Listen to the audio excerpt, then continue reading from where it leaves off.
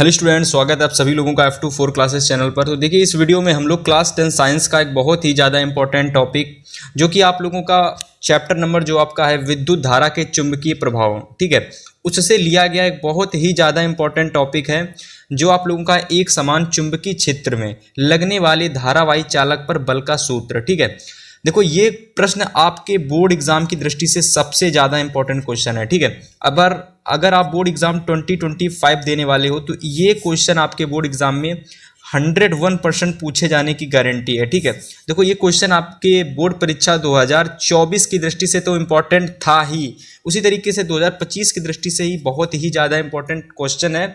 और अगर आप इस पूरे प्रश्न के साथ इस चित्र को अच्छे से तैयार कर लेते हो, ठीक है, चित्र को तैयार कर लेते हो और इसके साथ इस पूरे जो भी इसकी कार्यविधि है, जो भी इसके फार्मूला है, ठीक है, अगर आप सभी को अच्छे से तैयार कर लेते हो तो देखो यहाँ से आप लोगों का एग्जाम में क्या होता है कि न्यूमेरिकल भी पूछा जाता है, तो कहीं ना कहीं न्यूमेरिकल भी आप लोगों का यहाँ से तैयार हो जाएगा। ठीक है, तो आज का ये जो टॉपिक है बोर्ड एग्जाम की दृष्टि से सबसे ज़्यादा महत्वपूर्ण टॉपिक है और इसी तरीके से जितने भी इंपॉर्टेंट टॉपिक हैं आपके क्लास 10 साइंस सब्जेक्ट के सभी टॉपिकों को बहुत अच्छे से कराया जाएगा।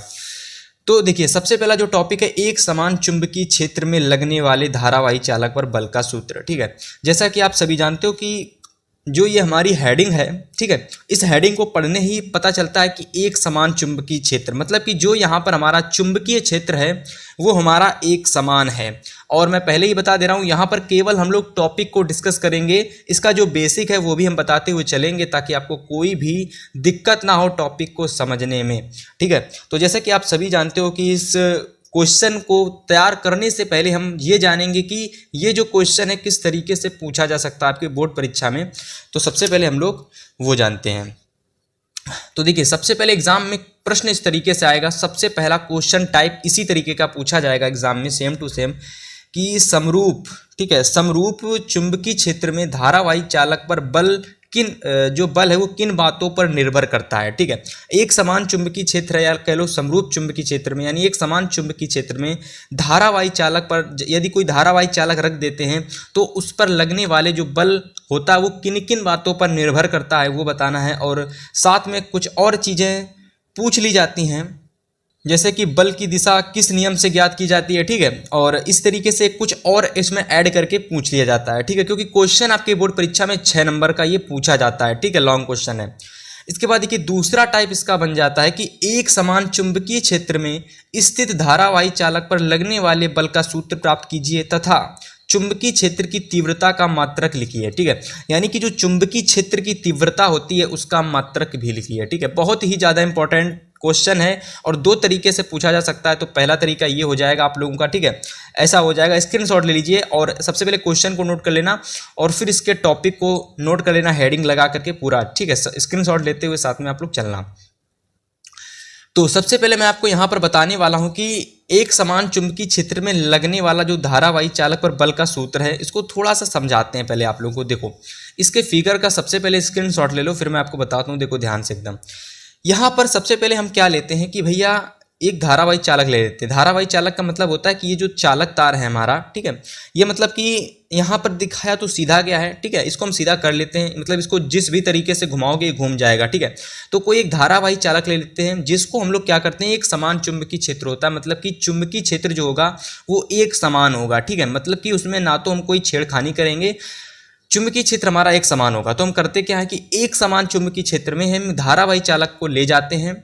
ठीक है, तो उस एक समान चुंबकीय क्षेत्र पर लगने वाले धारावाही चालक पर बल का सूत्र हमको ज्ञात करना है। ठीक है, इसके साथ साथ ज्ञात करने से पहले जो बल होता है किन किन बातों पर निर्भर करता है उसको भी डिस्कस करेंगे। तो जैसा कि आप सीख सकते हो कि जो हरी हरी निशान, हरी हरी तीर का निशान दिख रहा है, ठीक है, जिसको एरो बोलते हैं। ठीक है, तो उसको हम लोगों ने दर्शाया है बी यानी कि चुंबकीय बल रेखाओं से। ठीक है, चुंबकीय बल रेखाएं कैसी हैं, तो उत्तरी ध्रुव से दक्षिणी ध्रुव की ओर जा रही हैं और यहाँ पर हम लोगों ने एक चालक तार लिया है जो कि इस चुंबकीय क्षेत्र में थीटा कोण बनाता हुआ दिख रहा है। ठीक है, यानी थीटा कोण बनाता हुआ दिख रहा है। और चालक तार की लंबाई को यदि हम L ले लें और चुंबकीय क्षेत्र को B ले लें और इस पर लगने वाला जो बल है वो हमारा F हो, तो हमारा जो चालक तार पर लगने वाला बल है वो किन किन बातों पर निर्भर करता है उसको देखेंगे। लेकिन इससे पहले इसकी थोड़ी सी हम लोग आपको थ्योरी जो बना करके लिखोगे, ऐसे लिखोगे, ध्यान से देखिए कि माना कि एक चालक तार है जिसकी लंबाई यल है। क्या है? जिसकी लंबाई यल है और जिसमें धारा आई को हम लोग प्रवाहित करते हैं या फिर धारा प्रवाहित आर हो रही है, आई हो रही है, और जो किसी एक समान चुंबकीय क्षेत्र में, ठीक है, ध्यान से देखिए एकदम कि सबसे पहले हम लोगों ने मान लिया कि कोई चालक तार है जिसकी लंबाई यल है, जिसमें आई धारा प्रवाहित हो रही है, और उसको हम यानी चालक तार को हम किसी ऐसे चुंबकीय क्षेत्र में रखते हैं, ठीक है, जिसको हम बी मान लेते हैं, और इस प्रकार रखा जाए कि तार में जो बहने वाली धारा है, ठीक है, धारा की दिशा चुंबकीय क्षेत्र की दिशा के लंबवत हो। ठीक है, मतलब कि अगर आप यहाँ देखोगे इस क्वेश्चन में, तो देखिए यहाँ पर आप लोग देखोगे तो देखिए यहाँ से ध्यान से देखिए, अगर आप देखोगे तो देखिए, अगर हम इसको अपने फिंगर से बताएं तो इस तरीके से देखिए आपका चुंबकीय क्षेत्र है और धारा कुछ इस तरीके से ऊपर की ओर है, आपका चुंबकीय यानी कि चालक तार ऊपर की ओर है, तो धारा ऊपर की ओर बह रही है और चुंबकीय क्षेत्र इधर साइड है। तो देखो दोनों के बीच में अगर आप देखोगे तो 90 डिग्री का कोण बनेगा। ठीक, कितना? 90 डिग्री का कोण बनेगा। लेकिन यहाँ पर ये जो फिगर बना, ये 3D बना हुआ है, बीच से हम लोग ये चालक तार आपका हालांकि लंबा ही है, आपको जरूर तिरछा दिख रहा है, बट ये सीधा चालक तार है। अगर आप 3D में इसको देखोगे कई फिगर में, तो चालक तार ऊपर की ओर है और जो चुंबकीय क्षेत्र के मध्य और चालक तार के मध्य में जो कोण बन रहा है वो थीटा बन रहा है। ठीक है, तो यही चीज यहाँ पर लिखी हुई है कि चुंबकीय क्षेत्र बी में इस प्रकार रखा गया है कि तार में जो बहने वाली धारा है वो चुंबकीय क्षेत्र के लंबवत है। कैसे? लंबवत मतलब कि 90 डिग्री का एंगल बना रही है, जो हमारा कोण मतलब कि जो चालक तार है वो चुंबकीय क्षेत्र के साथ 90 डिग्री कोण बना रहा है।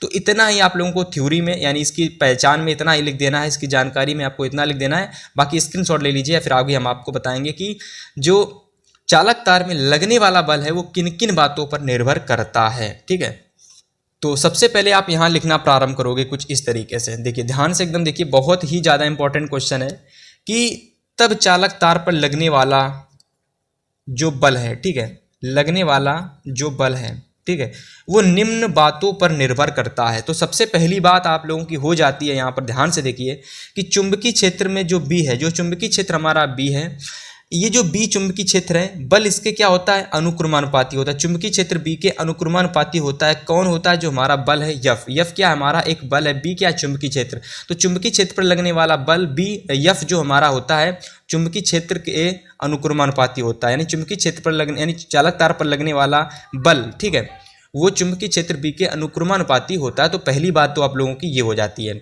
सेकंड बात हम लोगों की ये हो जाती है कि चालक तार में लगने वाला जो बल यफ है वो चालक तार में प्रवाहित होने वाली धारा आई के अनुक्रमानुपाती होता है। ठीक है, यानी आई के अनुक्रमानुपाती होता है। फिगर की सहायता से अगर मैं आपको समझाऊं तो देखिए यहाँ पर सबसे पहली बात मैंने बताई थी कि इस चालक तार पर लगने वाला जो बल है, ठीक है, इस चुंबकीय क्षेत्र बी के अनुक्रमानुपाती होता है। सेकंड बात मैंने बताई कि चालक तार पर लगने वाला जो बल यफ है इस चालक तार में बहने वाली जो धारा आई है, ठीक है, अगर आप देखोगे तो इस चालक तार में जो धारा बह रही है वो आई बह रही है, तो उसके क्या होता है? अनुक्रमानुपाती होता है। ठीक है, इसके बाद देखिए तीसरी जो बात है, तीसरी बात हमारी वैसी ही एकदम साधारण सी कि चालक तार की लंबाई एल के अनुक्रमानुपाती होता है जो हमारा बल है। ठीक है, और इसके बाद देखिए चौथी आपकी बात है कि चालक तथा चुंबकीय क्षेत्र के बीच लगने वाले कोण जो थीटा होता है, ठीक है, इसके अनुक्रमानुपाती होता है। तो ज़्यादा चीज़ें आपको नहीं समझनी, केवल अगर आप एक चीज़ को अच्छे से समझ लोगे कि चुंबकीय क्षेत्र पे जो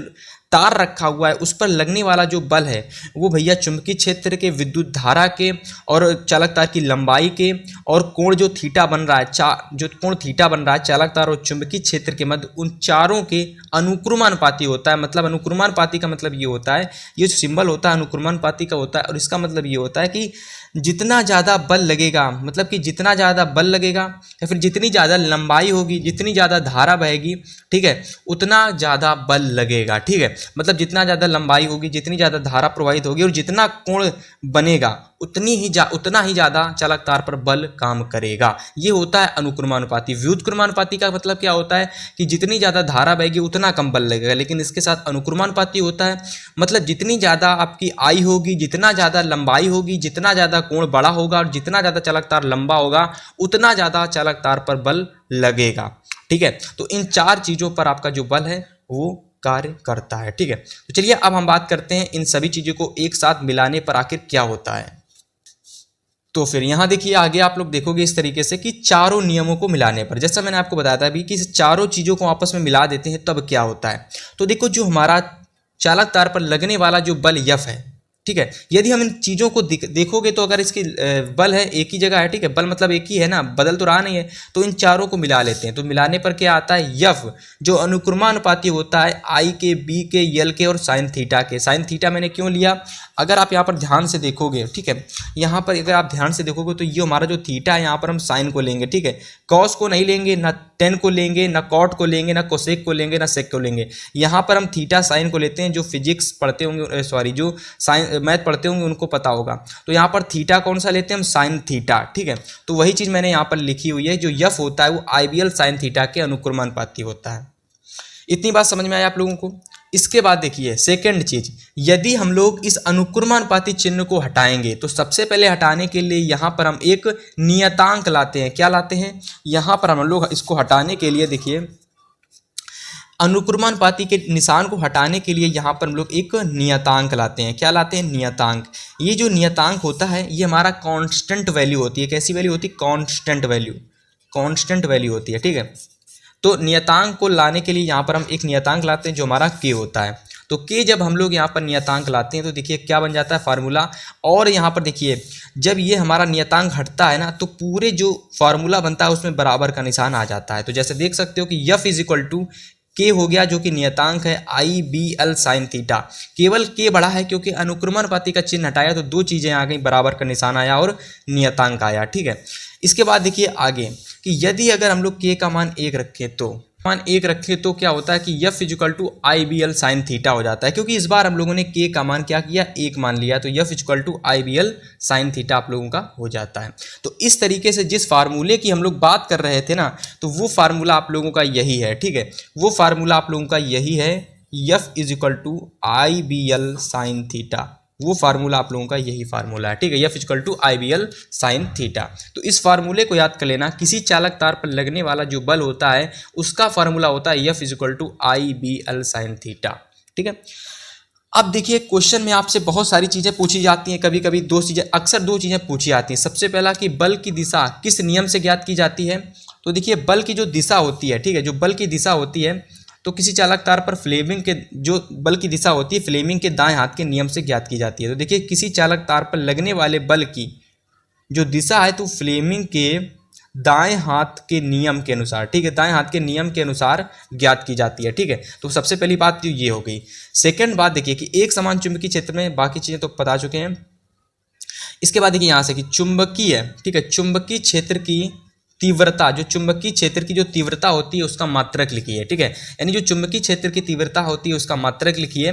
तो देखिए चुंबकीय क्षेत्र की तीव्रता का मात्रक क्या होता है, तो चुंबकीय क्षेत्र की तीव्रता का मात्रक होता है न्यूटन प्रति एम्पियर मीटर। ठीक है, क्या होता है भैया, न्यूटन प्रति एम्पियर मीटर। तो ये दो चीजें जो अक्सर इस वाले प्रश्न में लगा करके पूछ ली जाती हैं, मैंने आप लोगों को बता दी। ठीक है, तो इस तरीके से ये पूरा जो प्रश्न है आप लोगों का, एक समान चुंबकीय क्षेत्र में लगने वाले धारावाही चालक पर बल का सूत्र ज्ञात कीजिए, उसका जो मैंने आप लोगों को यहाँ पर पूरा का पूरा चित्र सहित वर्णन कर दिया। अब आपकी गारंटी है कि इस पूरे प्रश्न को आप 2 बार जरूर वीडियो को देख लेना ताकि ये पूरा क्वेश्चन आपको तैयार हो जाए, और इसका नोट्स तैयार कर लेना, स्क्रीनशॉट लेते चलना। ठीक है, स्क्रीनशॉट वगैरह लेते चलिएगा भाई, जो मैंने चीज़ें समझाई उसका स्क्रीनशॉट लेते चलिएगा। ठीक है, और इसी के साथ साथ और भी इंपॉर्टेंट क्वेश्चन है, फिजिक्स के हैं, बायो के भी हैं, केमिस्ट्री के भी हैं, तो सारे इंपॉर्टेंट टॉपिकों को प्लस इंपॉर्टेंट क्वेश्चन को देखने के लिए फ्री ऑफ कॉस्ट चैनल को तुरंत सब्सक्राइब कर लीजिएगा। वीडियो पसंद आए लाइक शेयर जरूर कर देना अपने दोस्तों के साथ। मिलेंगे आपसे नेक्स्ट वीडियो में, तब तक के लिए goodbye and good luck.